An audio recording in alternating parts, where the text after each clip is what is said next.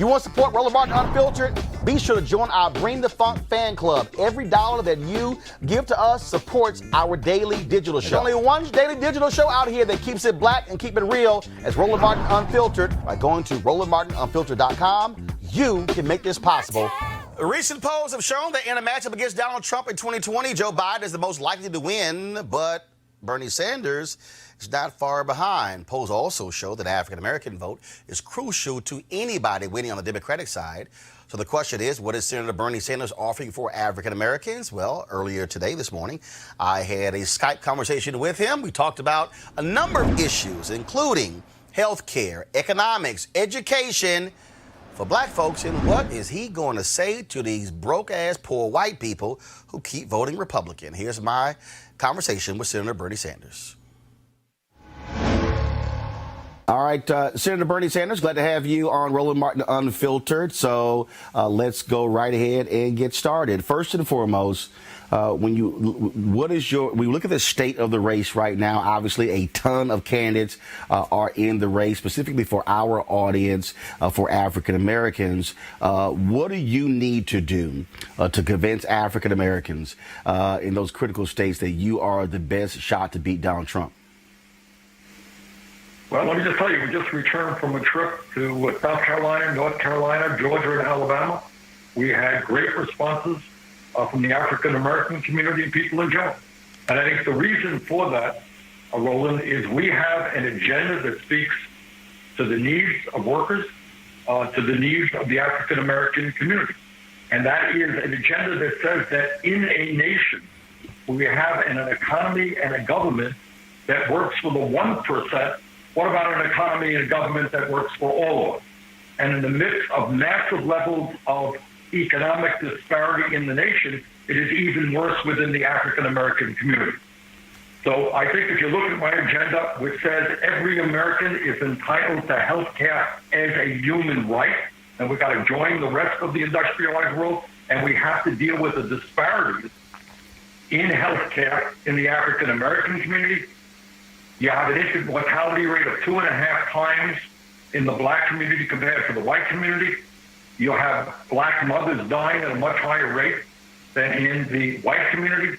You have black families unable to access health care at all at a much higher rate than white community. So we need an economy and a government that works for all. We need to pay a special attention to the minority communities who are getting a very raw deal right now. So how, though, do we deal with what is structural? Because the reality is, when we look, this is the year of return, 400 years when 20-odd Africans arrived in Virginia in August of 1619. When we look at all the sectors in our economy, even though unemployment is at its lowest rate for African Americans, it is still twice that of the rate. A white high school graduate can make more money than a black college graduate. When you look at housing, when you look at, all of the indicators, African Americans lag far behind. So what can you do as president to specifically deal with what is structural that has been in place for centuries that has negatively impacted African Americans? Well, in terms of health care, for a start, where there is enormous disparity. Number one, you guarantee health care to all people through Medicare for all, but that's not enough.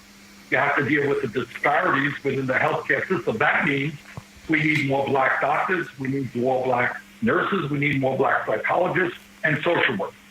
We need to pay attention to those communities that are oppressed the most. In terms of housing, we need to pay attention to those communities in this country which are distressed, where gentrification is wrecking communities. People are being driven out of the homes that they grew up in, that their families grew up in. And that means that we pass legislation to protect working people in the homes that they have lived in forever. Also that we build affordable housing. In terms of education, it means not only do we make public colleges and universities tuition free, we significantly increase funding for the HBCUs to make sure that they thrive and young black people can get the education that they need. It means that we target federal resources. Jim Clyburn has a good bill. It's called 10-20-30. Yep. And when he said long-time distressed communities, not always, but most often minority communities, we're going to put 10% of federal funding into those communities. That means making sure that kids there have teachers who are well paid. We're not leaving every year. It means that the school buildings that kids go to are not falling apart. So we're going to pay attention to education. We pay attention to childcare. I was out in Milwaukee a while back, and I talked to a black businessman. He runs a small, successful small business. He's done it for a long time. He cannot get a loan in that community. That means we tell the financial services institutions to stop redlining. Make sure that businesses, black, white, Latino, get the loans that they need. The question is how we pay for it. Yesterday, I interviewed Senator Elizabeth Warren on the Tom Joyner Morning Show, where she outlined specifically how she would pay for it, especially when she talked about the increase in funding to HBCUs. And so where do those resources come from? Do you have your specific plan in terms of where those dollars would come from, especially, like I said, as it relates to increasing the level of funding to our historically black colleges and universities? Absolutely. Yes, yesterday, as a matter of fact, we held a press conference with Representative Barbara Lee of California. And what we talked about is putting a speculation tax on Wall Street, a transaction tax. And right, that program would bring in $2.4 trillion over a 10-year period. Right now, Wall Street is doing phenomenally well, while the middle class continues to shrug. So if you want to make sure that all of our kids have the opportunity to go to college, if you want to make sure that we reduce student debt, which is particularly impressive for African-American and Latino kids, then what we need to do is get the revenue, and one very progressive way is putting a tax on Wall Street speculation, $2.4 trillion over a 10-year period. I believe that every kid in this country has the right to a higher education, regardless of the income of his or her family, and we have the money to do that. So we repealed Trump's tax breaks for the rich. We passed this tax on Wall Street. We will have more than enough money to make sure that our kids get the education that they need. When we talk about education, there was a tweet that you sent out this week that I saw it, other people talked about it, where you spoke about charter schools. I asked you, as a matter of fact, this question in 2016 in the town hall that I did with TV1 and CNN. And what jumps out at me is this interesting, is that 90% of all kids are in traditional public schools, 10% are in public charter schools. Yet there's this perception that somehow charter schools have created the problem for the 90%. We did a poll of African Americans at TV1 where 70+% of black parents said they absolutely would enroll their kids in charter schools and support vouchers. Black parents, we saw what happened to Andrew Gillum in Florida, the percentage of black women who voted against him for the Republican candidate, and many attribute that to charters as well. And so how do we deal with that where black parents say, look, I'm tired of my kids being in failing schools. I want an option. But you say you don't support charters. Either you don't support for-profit charters or you don't support all charters. No, I don't support for-profit charters. I don't want Wall Street executives to make money off of education when that money is coming from the taxpayers. That's wrong. So you support nonprofit charter schools, not for-profit charters. Exactly. All right. I think when they have transparency and so forth, of course, we want experimentation. We have in my city 2 good kind of experimental schools that are working pretty well. But we don't want to drain money from public schools to make Wall Street executives even richer. You know, Betsy DeVos is the worst Secretary of Education in the history of this country. She was very active in Michigan, her home state, in pushing these private charter schools. So what we want to do is to make sure, by the way, that every teacher in this country, we are having an exodus of teachers from public schools. They're not making enough. The working conditions are terrible. You know, this is the United States of America. We are the wealthiest country in the history of the world. Don't tell me that we cannot adequately fund public education, that we cannot tell young people that one of the most important jobs that they can do is becoming a teacher to help the younger generation. We can do that, but we need a revolution in education, and I've outlined some of the things that we have to do. But number one, you got to make sure that teachers are well paid and respected. When we talk about education as well, we know what's happening on what's happening with colleges. One of the issues that jumps out is also the discipline issue in schools, the school to prison pipeline as well. What would you do when it comes to the federal standards to those states that are receiving funds to deal with that? We've seen how the federal power has been used to change what happens locally. Of course, you had what took place with Ronald Reagan when they said, fine, if you don't raise the drinking age, you don't qualify for federal highway funds. What would you do to states to say you must address this school to prison pipeline? Absolutely. And I think your point is well taken. And that is the federal government has enormous leverage to be used in urging and demanding that the states do the right thing for people who are hurting. And that is exactly what we will do. Look, in terms of the pipeline, you got failing schools, you have kids who are dropping out, you have kids who are standing out on street corners, and then we're shocked when they do destructive things to themselves or to others. And what I have said over and over again is that at a time when we are spending, Roland, $80 billion a year at the federal, state, and local level to lock people up, it makes a hell of a lot more sense to me that we invest in our young people in jobs, so the kids learning the skills that they need to go out and make a middle-class wage, that we invest in education. If we have the teachers and we have the mentors, kids should not be dropping out of school. If we make public colleges and universities tuition-free, we open a pipeline up, not down. So instead of investing tens of billions of dollars in jails, and we're working really hard in criminal justice to cut back on the number of people who are arrested and who are put in jail, let's invest in kids, in education, and in jobs. But all of these things are tied together. It also means ending the so-called war on drugs, which has disrupted and hurt millions of people over a period of time. You're looking at a guy, when I ran last time, I said, a little bit insane that we have federal laws that equate heroin with marijuana. And we're making progress in decriminalizing or legalizing marijuana. And in fact, in some cases, expunging the record. Speaking of people arrested. Speaking of marijuana, states are obviously passing various laws legalizing marijuana. One of the things that we're seeing from black state legislators is they want exceptions to be made specifically for African Americans, saying it was black folks who were most impacted by these marijuana laws, and they want to ensure that when it comes to dispensaries in other ways that African Americans are being taken advantage of the economic side of the marijuana industry. Do you believe states like New Jersey and New York and Maryland and others should ensure that African Americans are getting their fair share when they were disproportionately impacted by being thrown in jail by those same marijuana laws? Now you have largely whites making millions and billions off the industry where black folks were thrown in jail. Yeah, and not only is I agree with you, absolutely. And not only that, you have very large, profitable corporations now. It's not small businesses. There's big money interest moving in to the marijuana area. Your point is well taken. It turns out, based on the studies that I have seen, that the African American community and the white community do marijuana about equally. But if you're an African American, you are 6 times more likely to have been arrested for possession.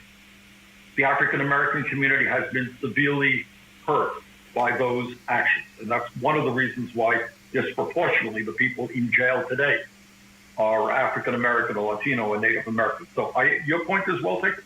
And I think given the fact that the African American community has suffered the brunt of this war on drugs, now that marijuana is being legalized, they have a right to start making some money from that. Absolutely. Let's talk about something that I raised with you in the last year, and that is, and I've been believing this. In 2009, I talked about this notion of white fear. We're living in white minority resistance. That I believe that when you look at what's happening with the attacks on immigration and other areas, you have this fear of the changing America, the look of America, the demographics of America.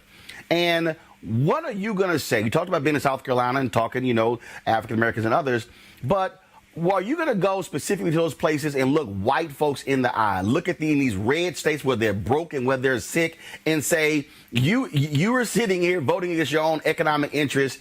You're voting against folks or people of color when you're in the same situation. I believe that white Democrats have to look white Americans in the eye and be truthful with them and say, enough of this nonsense, what's going on in this country. You should stop being fearful of this changing America and embracing what's going on. And so can you speak to that, looking those white voters in the eye and being honest with them and saying enough is enough?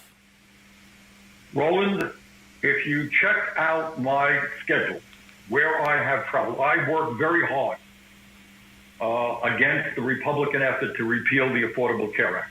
And if you check out where I went into Trump land. That's exactly where I went. And I went with Senator Nina Turner. I think you know Nina. Yep. All right. And Nina and I have traveled all over this country, and not just to black communities, but to white communities. Because here is the point you are making, as I understand. It is not just Trump. Trump is not smart enough to think of this himself. This is what demagogues have always done. What have they done?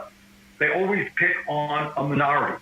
Maybe it's black, maybe it's Latinos, maybe it's gay people, maybe it's Jews. You name the minority. And then you rally the American people and you say, you know what? Or people all over the world, you say, you know what your problems are? It's because of gypsies or Jews or blacks or Latinos or gay people. That's what demagogues always do. And what our campaign is trying to do, kind of in an unprecedented way, I think with some success, we got 1 million people who have volunteered in our campaign. And they are black and white and Latino, Native American and Asian American. They're gay, they're straight, they're native born, they are immigrants. So get back to your point. It is unbelievable to me that we have communities all over this country where white families cannot afford health care, they cannot afford to send their kids to college, they cannot afford decent housing, and they're voting for right-wing Republicans who stand in opposition to everything that they need. So to answer your question, if there's any motif in our campaign, it is to end this insane division that Trump is trying to sow, bring our people together around a progressive agenda and an economy and a government that works for all of us and not just the 1%. I want to ask you, I did an interview a couple of months ago with Representative Kia Morris, former Vermont Representative Kia Morris. And during the interview, this is what she said. She said that she was very disappointed that the Sanders Institute would not engage the very communities of color that on whose back Vermont got its progressive reputation and have been on the front lines. She said that folks at the Sanders Institute, they came with this very large open letter of many leaders of color saying we'd like to meet with you because, again, as you were trying to set the agenda for the rest of the world and this nation, we feel that we need to have a conversation first about what's happening in Vermont, which is absolutely reflective of what's happening in the rest of the country. And so can you speak to that? Former Representative Morris saying that people of color in Vermont were trying to get the Vermont Institute to speak to these issues and they were not having any success. Vermont, it was the Sanders Institute, and the Sanders, I think the confusion lies that this was a national and international event. I know Kia. I've spoken to Kia. And by the way, Kia lives in Bennington, Vermont. She's had a very rough time. So Kia is somebody that I have worked with and will continue to work with. But the function of that particular meeting, which was significantly minority represented as it happened, was to deal with national and international issues. So her concerns, or those of the people of color in Vermont, they've been addressed? No, they haven't been addressed. But that was not necessarily the forum to do it. That was a different forum. But we will and will continue to meet with the representatives, and I do that fairly frequently, New Americans and the African American community.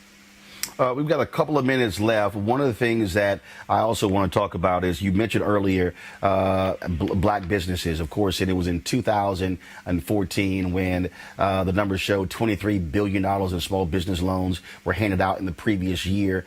Only about $385 million went to African Americans. I pressed the White House, then President Barack Obama and his administration very hard when it came to that. And one of the issues there was that for African Americans were impacted by the home foreclosure crisis. No home, no loan, no business. We talk about access to capital, venture capital in Silicon Valley. We see the exact same thing.